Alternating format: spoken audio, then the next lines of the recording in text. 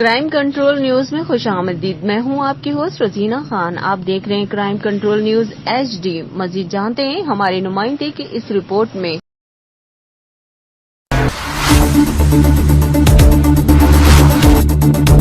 एक अहम खबर से आपको आगाह करें।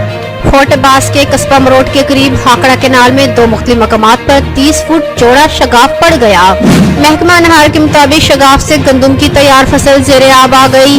काश्तकारों का कहना है कि मकामी अफराद अपनी मदद आप के तहत शगाफ को पुर करने की कोशिश कर रहे हैं। STO महकमा नहार ने कहा कि हाकड़ा केनाल में शगाफ को बंद करने में मजीद चंद घंटे लग सकते हैं। महकमा नहार का अमला और मशीनरी मौके पर पहुँच रहा है।